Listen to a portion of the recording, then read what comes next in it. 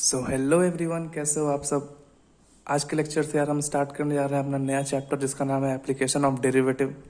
जी हाँ, अब जब हमने डिफरेंशिएशन पढ़ लिया था तो अब उसके एप्लीकेशंस को भी पढ़ना उतना ही ज़रूरी है। ठीक है, तो यार ये जो चैप्टर है एप्लीकेशन ऑफ डेरिवेटिव, इसमें हम 3 चैप्टर्स पढ़ेंगे। जी हाँ, इस चैप्टर के अंदर 3 टॉपिक्स हैं, यानी 3 चैप्टर्स हैं जिनका नाम है, सबसे पहले हम पढ़ेंगे टेंजेंट एंड नॉर्मल, जो आज स्टार्ट होने जा रहा है। इसके बाद हम पढ़ेंगे मोनोटोनिसिटी।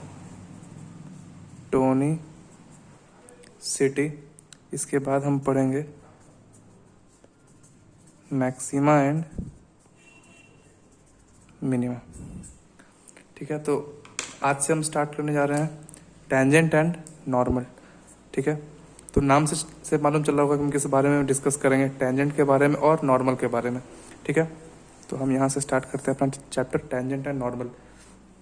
तो यार ये जो चैप्टर है टेंजेंट एंड नॉर्मल, सबसे पहला टॉपिक जो हम डिस्कस करेंगे वो रहेगा हमारा रेट मेजरमेंट। ठीक है, इसको सबसे आखिरी में भी पढ़ाते हैं, लेकिन मैं सोच रहा हूँ पहले पढ़ाता हूँ इसको। ठीक है, रेट मेजरमेंट। तो सबसे पहले हम जानेंगे रेट के बारे में। रेट क्या है? तो देखो, जब भी कोई एक क्वांटिटी किसी दूसरी क्वांटिटी के बदलने से बदलता है, क्या मतलब, जब भी कोई एक क्वांटिटी बदल रहा है किसी दूसरी क्वांटिटी के बदलने से, मतलब वो बदल रहा है तो हम बदल रहे हैं, तो इसी को कहते हैं यार रेट। ठीक है, मतलब आप रेट को ये भी कह सकते हो कि बदलने की गति। ठीक है, बदलने की गति। जैसे कि हम अगर स्पीड का एग्जांपल लेके देखें तो स्पीड क्या होता है, स्पीड को हम कैसे डिफाइन करते हैं? डिस्टेंस अपॉन टाइम, मतलब कि कितने समय में हम कितनी दूरी तय कर रहे हैं। मतलब जैसे जैसे अगर हम t इक्वल्स टू 0 से चलना स्टार्ट करते हैं तो t is equals to 1 second बाद हम कुछ दूरी तय कर लेते हैं, t इज इक्वल्स टू फिर 2 सेकेंड बाद हमने कुछ दूरी तय कर लिया, फिर t इक्वल्स टू 3 सेकेंड के बाद हमने कुछ दूरी तय कर लिया। तो जैसे जैसे समय आगे बढ़ रहा है, हमारा जो डिस्टेंस कवर्ड है, टोटल डिस्टेंस कवर्ड है, वो बदल रहा है। मतलब समय के बदलने से हमारा जो टोटल डिस्टेंस कवर्ड है, जो हम टोटल डिस्टेंस कवर कर रहे हैं हमारे स्टार्टिंग पॉइंट से, वो बदल रहा है। ठीक है, जैसे कि हम जैसे कि अब अगर करंट का एग्जांपल लेते हैं, करंट क्या होता है? Rate of flow of charge per unit time, कि हर एक बढ़ते सेकंड में कितना चार्ज फ्लो हो रहा है, ऐसे ना हम करंट को डिफाइन करते हैं। तो रेट को आप क्या और क्या बोल सकते हैं यार? बदलने की गति किसी दूसरे के रेस्पेक्ट में, मतलब वो बदल रहा है तो हम बदल रहे हैं। तो हम देखेंगे कि वो कितने से बदल रहा है, कैसे बदल रहा है, तो उसके बदलने से हम कैसे बदल रहे हैं, हम कितना बदल रहे हैं। जैसे कि अगर हम y बराबर एफ एक्स ही ले लें कोई फंक्शन, ठीक है, तो यार अब हम सीखने जा रहे हैं कि हम मैथमेटिकली इस रेट को कैसे कैलकुलेट कर सकते हैं, मतलब किसी चीज़ के बदलने की गति को कैसे कैलकुलेट कर सकते हैं। ठीक है, किसी के रेस्पेक्ट में। मैंने क्या कहा? जब भी कोई एक क्वांटिटी बदल रहा है किसी दूसरी क्वांटिटी के बदलने से, ठीक है ना, तो उसको हम अब मैथमेटिकली देखते हैं कैसे होता है। ठीक है, अब हम मान लेते हैं कोई y बराबर एफ एक्स फंक्शन ही दे रखा है, तो यार क्या अगर हम x की वैल्यू अगर बदलते जाएंगे तो क्या हमें हर बार एक y की नई वैल्यू मिलेगी? है ना, यहाँ पे x बदल रहे हैं तो y भी बदल रहा है। अब जैसे अब कोई फंक्शन दे रखा है, मान लेते हैं कुछ भी x² प्लस 2x प्लस 1, ठीक है, ऐसे कोई फंक्शन दे रखा है, तो क्या यार हम x की हर बार अलग अलग वैल्यू रखेंगे तो क्या हमें y की हर बार अलग अलग वैल्यू मिलेगी? आपने कभी रख दिया x की वैल्यू 0, फिर रख दिया 1, फिर रख दिया 2, फिर रख दिया 3, ऐसे चलते जा रहे हैं, तो आप हर बार x की वैल्यू 1 से बढ़ा रहे हो। तो अब देखना है कि y कितने से बढ़ रहा है। जरूरी थोड़ी कि है कि x 1 से बढ़ रहा है तो y भी 1 से ही बढ़ेगा, नहीं। तो इसी को कहते हैं रेट। ठीक है, तो इसी रेट को मेजर करने के लिए, इसी रेट को कैलकुलेट करने के लिए हम क्या करते हैं, हम हमारे फंक्शन को डिफ्रेंशिएट कर देते हैं, जो हमने अभी पिछले चैप्टर में पढ़ा था। dy/dx या फिर f'(x) जो भी कह लो, उसको कैलकुलेट करते हैं तो हमारा क्या निकल के आता है? रेट मेजरमेंट, कि किस रेट से ये क्वांटिटी बदल रहा है। ठीक है, अब खुद देख लो यार, अब x की हर बार अलग अलग वैल्यू पुट करके देखो, हर बार y की अलग अलग वैल्यू मिलेगी, तो वही होता है रेट। इसी रेट को मेजर करने के लिए हम क्या करते हैं? हमारे फंक्शन को डिफरेंशिएट करते हैं। तो हमारा एग्जांपल, मतलब एग्जांपल बोल रहा हूँ, डेफिनेशन क्या होगा कि whenever one quantity y, आप लिख सकते हैं इसको कि whenever one quantity y varies with some another quantity x following some rule y बराबर एफ एक्स, जब भी कोई y क्वांटिटी बदलता है x क्वांटिटी के बदलने से, फॉलोइंग सम रूल, कुछ तो रूल फॉलो कर रहा होगा ना, कि हाँ किस बिहाफ पे हम बदल रहे हैं। फॉलोइंग सम रूल y बराबर f x and dy by dx represents the rate of change of y with respect to x। Rate क्या है, किसी के रेस्पेक्ट में ही बदल रहा है ना कोई चीज, यहाँ पे x के रेस्पेक्ट में y बदल रहा है। तो वही डेफिनेशन हम लिखेंगे कि whenever one quantity y varies with some another quantity x in which dy by dx represents the rate of change of y with respect to x। ठीक है, समझ में आ गया रेट। और रेट को मेजर करने के लिए क्या करते हैं हम, फंक्शन को डिफरेंशिएट। तो इसका डेफिनेशन बस इतना ही था। अब हम आगे फोकस करेंगे इसके क्वेश्चंस पे। आज हम इस रेट मेजरमेंट पे ही 4-5 क्वेश्चंस कर लेंगे, फिर ये टॉपिक खत्म हो जाएगा। अगले लेक्चर से हम बढ़िया अपना टेंजेंट नॉर्मल एकदम गाड़ी भगाएंगे। ठीक है, तो यार पहला क्वेश्चन जो हम देखेंगे वो कुछ इस प्रकार से है कि यार क्वेश्चन में कहता है कि वॉल्यूम ऑफ क्यूब, एक क्यूब दे रखा है, उसका जो वॉल्यूम है वो इंक्रीज कर रहा है at a rate of 9 centimetre cube per second. मतलब volume of cube is increasing at a rate of 9 centimetre cube per second. ठीक है, तो हमसे पूछ रहा है how fast is the surface area increasing.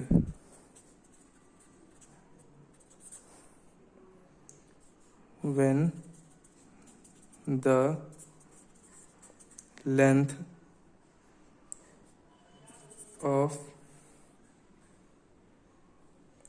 N edge is 10 centimetre. ठीक है यार, क्वेश्चन में क्या दे रखा है कि जो हमारे पास एक क्यूब है उसका जो वॉल्यूम है वो इंक्रीज कर रहा है at a rate of 9 centimetre cube per second. मैंने क्या कहा, रेट, यही है रेट का ना, rate of 9 centimetre cube per second. मतलब कि हर एक सेकेंड में जो क्यूब का वॉल्यूम है वो 9 सेंटीमीटर क्यूब बढ़ जा रहा है। ये क्या दे रखा है, गति दे रखा है, किस चीज के, वॉल्यूम ऑफ क्यूब के बढ़ने की गति दे रखा है कि हर एक सेकंड में ये जो हमारा क्यूब है उसका वॉल्यूम 9 सेंटीमीटर क्यूब बढ़ जा रहा है। तो हमसे पूछ रहा है how fast is the surface area increasing. अगर वॉल्यूम इस गति से बढ़ रहा है तो किस गति से हम उस क्यूब का सरफेस एरिया बढ़ रहा है ये बताना है। कब, जब एज मतलब उसके एक साइड की जो लेंथ होगी वो 10 सेंटीमीटर होगी। ठीक है, तो इसको सॉल्व कैसे करते हैं यार वो हम देखते हैं। सबसे पहले हमें दे क्या रखा है, वॉल्यूम ऑफ क्यूब दे रखा है, मतलब volume of cube is increasing at a rate of 9 centimetre cube per second. यहाँ पे वॉल्यूम बदल रहा है समय के रिस्पेक्ट में। ठीक है, जैसे जैसे समय आगे बढ़ रहा है वॉल्यूम इस गति से बढ़ रहा है। ठीक, तो यार सबसे पहले हम मान लेते हैं कि हमारा जो क्यूब है, let the side of a cube बराबर x। हमने x मान लिया अपने क्यूब का साइज, वो एक साइड का जो लेंथ होगा x। ठीक है, ये कह रहा है कि जो वॉल्यूम है वो 9 सेंटीमीटर क्यूब पर सेकेंड से बदल रहा है, मतलब ये rate of change of volume दे रखा है। तो वॉल्यूम को हम इस तरह से लिख सकते हैं 9 सेंटीमीटर क्यूब पर सेकेंड। ये रेट ही है ना यार, वॉल्यूम के चेंज होने को के रेट को हम इस तरह से यहाँ पे डिनोट कर रहे हैं dv बाई dt। ठीक है, वॉल्यूम चेंज होने का रेट दे रखा है 9 सेंटीमीटर क्यूब पर सेकेंड। तो यार वॉल्यूम ऑफ क्यूब क्या होता है, वो होता है एक्स क्यूब। तो वॉल्यूम की जगह हम रखेंगे यहाँ पे एक्स क्यूब बराबर 9 सेंटीमीटर क्यूब पर सेकेंड। ठीक है, समझ में आ रहा है, वॉल्यूम बराबर होता है एक्स क्यूब, तो हमने वॉल्यूम की जगह रख लिया एक्स क्यूब। ठीक, अब यहाँ से हम इसको डिफ्रेंशिएट करेंगे किसको, D by d T of x cube बराबर 9 सेंटीमीटर क्यूब पर सेकेंड। तो ये क्या होगा यार, 3x square D x by d T बराबर 9। ठीक है, यहाँ पे क्या किया हमने, सबसे पहले एक्स क्यूब को डिफ्रेंशिएट किया टी के रेस्पेक्ट में, फिर x को डिफरेंशिएट किया t के रिस्पेक्ट में। क्यों? क्योंकि हम यहाँ पे एक्स क्यूब को x के रिस्पेक्ट में डिफरेंशिएट नहीं कर रहे हैं, हम यहाँ पे एक्स क्यूब को t के रिस्पेक्ट में डिफरेंशिएट कर रहे हैं। ये सब हमने पिछले चैप्टर में डिस्कस कर लिया है, तो इस पर आप ज़्यादा टाइम नहीं देंगे। एक्स क्यूब का हो गया 3x², फिर हमने x को डिफरेंशिएट किया dx/dt, चेन रूल, जो कि आता है 9 के बराबर दे रखा है। ठीक है, तो ये 3 से 3 कट जाएगा। यहाँ से हम अपने dx/dt की वैल्यू निकाल के रख लेते हैं 3/x²। इसको एक नंबर इक्वेशन मान लेते हैं। ठीक, हमसे पूछ रहा है कि जो सरफेस एरिया ऑफ क्यूब है वो किस गति से बढ़ रहा है, उसका रेट बताओ। Rate of change of surface area of cube बताओ।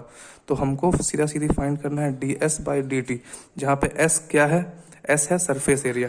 ठीक है, तो यार सरफेस एरिया क्या होता है क्यूब का, 6x²। x अगर एक साइड की लेंथ है तो जो उसका सरफेस एरिया है वो क्या हुआ, 6x²। फिर हमें ये फाइंड करना है। ठीक है, हमें ds/dt फाइंड करना है। तो d/dt s की वैल्यू क्या है, 6x²। ठीक है, तो इसको डिफरेंशिएट करेंगे तो ये क्या हो जाएगा, 12x इंटू dx/dt। ठीक, 12x इंटू dx/dt की वैल्यू हमने निकाला था यहाँ पे 3/x²। x से x कैंसिल हो गया, ये बचा हमारे पास 12 3 36/x। ये निकल के आ गया हमारा ds/dt। तो यहाँ पे हम x की वैल्यू 10 पुट कर देंगे। क्यों? क्योंकि हमें एट x = 10 पे ही पूछा है कि बताओ उस जब x बराबर 10 है तो rate of change of surface area of the cube क्या है। तो ये 36/10 बराबर हो जाएगा 3.6 cm²/सेकेंड। ये हमारा हो गया आंसर। ठीक है, ये हमने इस क्वेश्चन को सॉल्व कर लिया। आप वापस से इस क्वेश्चन को देख सकते हो, लाइन बाय लाइन इसको समझना है, क्या डेटा दे रखा है उस हिसाब से हमें प्रोसेस करते जाना है। मैं फिर से बता दूं, जो dy/dx निकालते हैं वही होता है rate of change.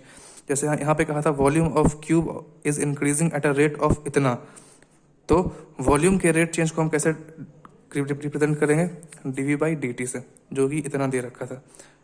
Volume of cube क्या होता है, x³। तो वॉल्यूम की जगह हमने x³ रखा, उसको डिफरेंशिएट किया, 9 के बराबर पुट करके जो भी कटना था काट दिया। तो यहाँ से हमें मिल गया dx/dt = 3/x²। ठीक है, फिर हमसे पूछा था सरफेस एरिया किस रेट से बदल रहा है, तो हमें मतलब ये फाइंड करना है। हमने सरफेस एरिया की वैल्यू 6² को यहाँ पे पुट किया, इसको डिफरेंशिएट किया, फिर जो dx/dt की वैल्यू हमें निकाला था यहाँ पे उसको यहाँ पे पुट किया, फिर इस तरह से कैलकुलेट करके हम अपने आंसर तक पहुँच चुके हैं। ठीक, अब सेम यार, अब हम अगला क्वेश्चन लिखेंगे। सारे क्वेश्चन ऐसे ही बनेंगे, सब में आपको डिफरेंशिएट करना है इस रेट चेंज के क्वेश्चन में। ठीक है, अब जो मेरे पास अगला क्वेश्चन है वो कुछ ऐसा है।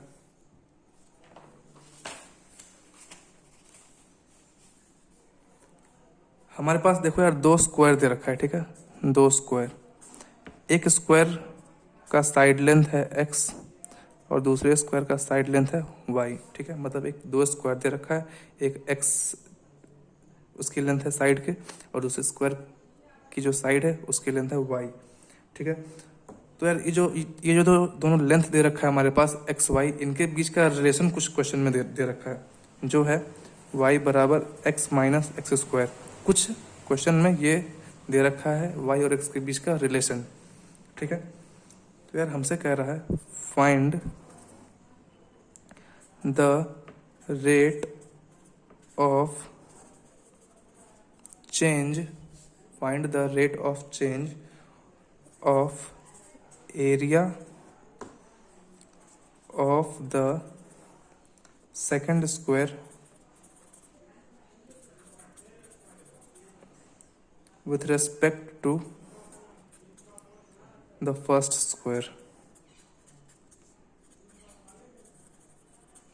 ठीक है, तो ये भी क्वेश्चन बहुत आसान है यार। इसमें हमसे दे रखा है कि 2 स्क्वायर है, उन दोनों के जो साइड का लेंथ है वो x और y है, और इन दोनों x और y के बीच में क्वेश्चन में एक ये दे रखा है। ठीक है, क्या है रिलेशन, इन दोनों का आपस में क्या रिश्ता है, ये रिश्ता क्या कहलाता है, y = x - x²। ठीक है, अब हमसे पूछ रहा है कि find the rate of change of area of the second square with respect to the first square.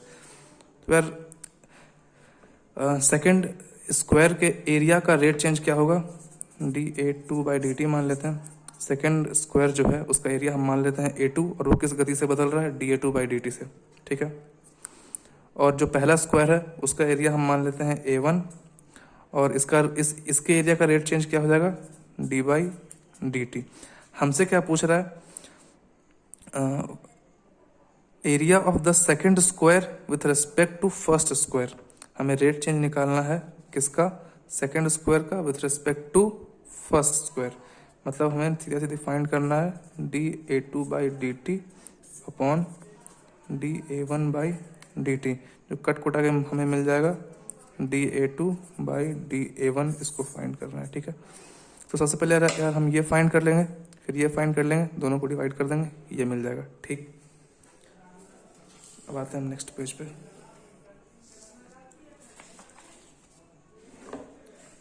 ठीक है, यहाँ तक समझ में आ रहा होगा। तो जो पहला स्क्वायर है जिसकी साइड लेंथ x है, इसका एरिया क्या हो जाएगा, x²। उसी तरह जो दूसरा स्क्वायर है जिसकी साइड लेंथ y है, इसका एरिया हो जाएगा y², ठीक। हमें dA1/dt निकालना है, तो ये क्या हो जाएगा, dx² अपॉन dt। इसको हम लिख सकते हैं 2x dx/dt। उसी तरह dA2/dt जब निकालेंगे तो वो हो जाएगा dy² अपॉन dt। ये हो जाएगा 2y dy/dt, ठीक है।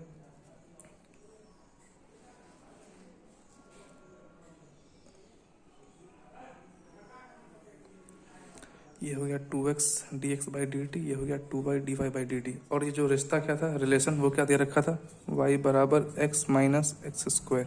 यार हमसे dy/dx निकाल लेंगे, dy/dx हो जाएगा 1 माइनस 2x। इस y को x के रिस्पेक्ट में डिफ्रेंशिएट करके हमने dy/dx निकाल लिया। अब हमसे क्या पूछा था यार, dA2/dt अपॉन dA1/dt, ये हमें फाइंड करना था। तो हमने निकाल के रखा हुआ है, तो बस वैल्यू पुट करना अभी। तो इसकी वैल्यू है ये, इसकी वैल्यू है ये 2y dy/dt अपॉन में जाएगा इसकी वैल्यू क्या है, ये 2x dx/dt। यहाँ पे क्या है, कैंसिल हो रहा है, 2 से 2 कैंसिल हो रहा है, और dt से dt कैंसिल हो रहा है। तो हमें फाइनली क्या मिल गया, y/x इंटू dy/dx, ठीक है। y/x इंटू dy/dx यहाँ से हमने फाइंड करके रखा हुआ है, 1 माइनस 2x पुट कर देंगे। अब क्या y की वैल्यू भी हम यहाँ से पुट कर सकते हैं, पुट कर देंगे, x minus x² into 1 minus 2x upon x, ठीक है। ये हो गया आपका आंसर जो पूछा था। क्या पूछा था, dA2 अपॉन dA1। इसको आप खुद से सिंप्लीफाई करके फाइनल आंसर निकाल सकते हैं। समझ में आ रहा है, आसान क्वेश्चन था। मूव करते हैं हम अपने नेक्स्ट क्वेश्चन की तरफ।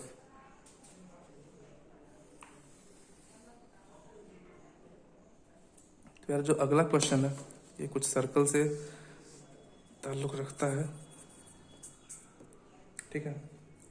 हमसे पूछ रहा है, what is the rate of change of area of circle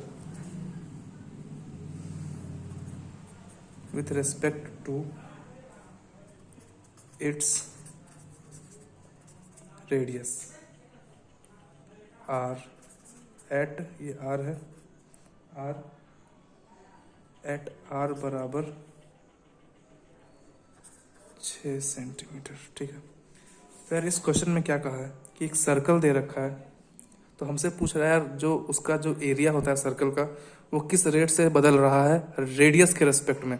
जाहिर सी बात है, किसी भी सर्कल का एरिया क्या होता है, पाई इंटू रेडियस का स्क्वायर, ठीक है, पाई इंटू रेडियस का स्क्वायर। तो जाहिर सी बात है, जब भी हम किसी सर्कल के रेडियस को बदलते रहेंगे तभी हमें उसका एरिया बदलता हुआ दिखेगा। वैसे तो नहीं बदलेगा उसका एरिया, रेडियस के ही बदलने से बदलेगा, ठीक है। तो वही इस क्वेश्चन में कह रहा है कि what is the rate of change of area of the circle with respect to its radius are.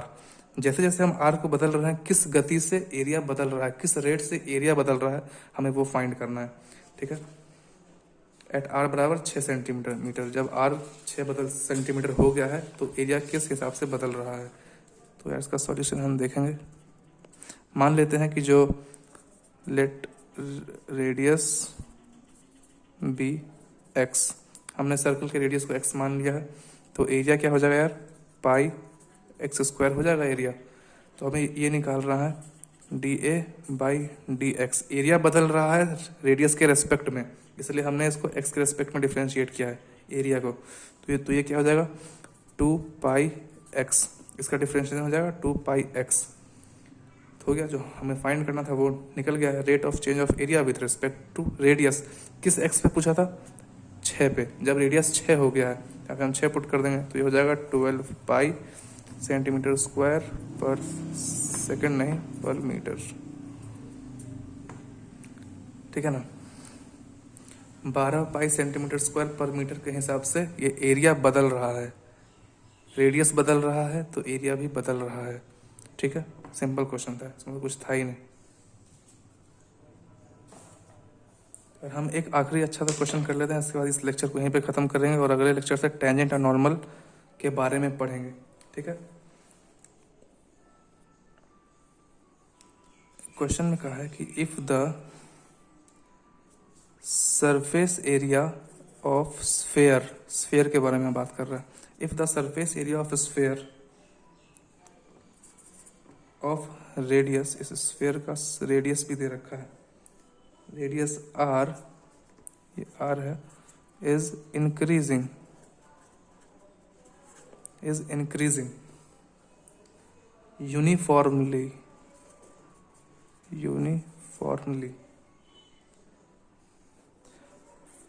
at the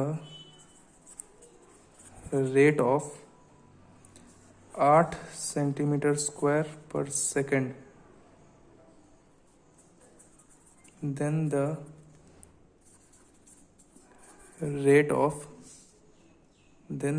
of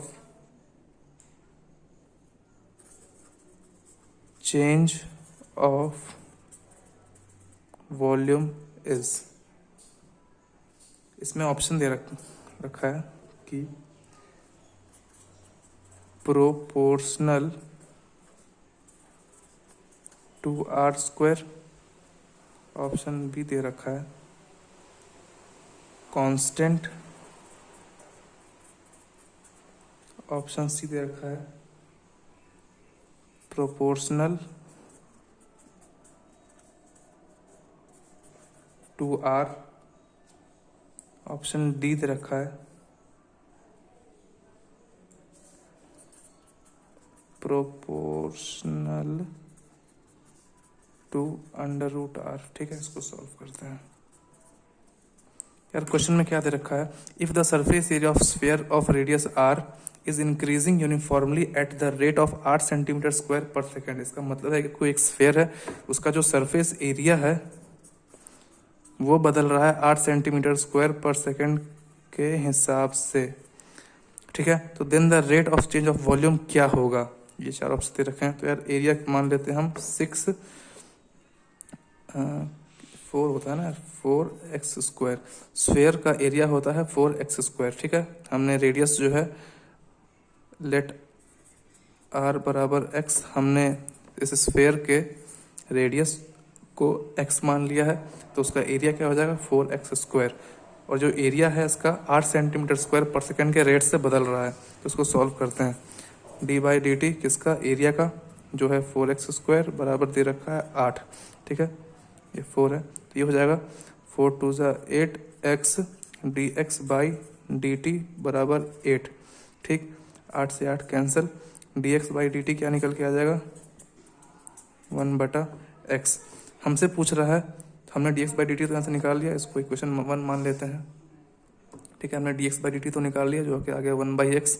हमसे पूछ रहा है then the rate of change of volume is, rate change निकालना है वॉल्यूम का, तो volume क्या होता है 4/3 पाई आर क्यूब, मतलब कि 4/3 पाई एक्स क्यूब। तो हम निकालेंगे d v by d t क्या है, हमें ये निकालना है। तो d/dt ऑफ क्या 4/3 π(x³) ये हमें फाइंड करना है। तो इसका डिफरेंशिएशन क्या हो जाएगा 4/3 इंटू पाई इंटू x³ का हो गया 3x² इंटू dx/dt। पहले पूरे को किया फिर x को किया, चेन रूल, ठीक है। यहाँ पे क्या 3 से 3 कैंसिल हो रहा है, जी हाँ हो रहा है। अब क्या बच गया 4π(x² इंटू dx/dt हमने निकाल के रखा है 1/x, 1/x, x से x कट गया। तो यार जो हमारा dv/dt क्या निकल के आ गया 4πx। मतलब कि ये तो कांस्टेंट है, मतलब कि जो हमारा वॉल्यूम का रेट चेंज है वो x के प्रोपोर्शनल आ रहा है। x क्या है यार यहाँ पे रेडियस है, मतलब कि ऑप्शन सी हमारा सही है, proportional to radius. dv/dt is proportional to radius, dv/dt is proportional to radius. तो यार आज का लेक्चर यहीं तक रखते हैं। आई होप आपको जो भी क्वेश्चन हमने डिस्कस किया आज वो सब समझ में आ गया होगा, रेट मेजरमेंट भी समझ में आ गया होगा। अगले लेक्चर से हम टेंजेंट एंड नॉर्मल पे कंटिन्यू करेंगे। तब तक हैव अ नाइस डे, अगले लेक्चर में मिलते हैं। और अगर यार चैनल में अगर ये सारे वीडियोस पसंद आ रहे हो तो उसको सब्सक्राइब करना, शेयर करना, कमेंट करना, लाइक करना, जो मर्जी वो करना। तब तक के लिए गुड बाय, मिलते हैं अगले लेक्चर में। Thank you.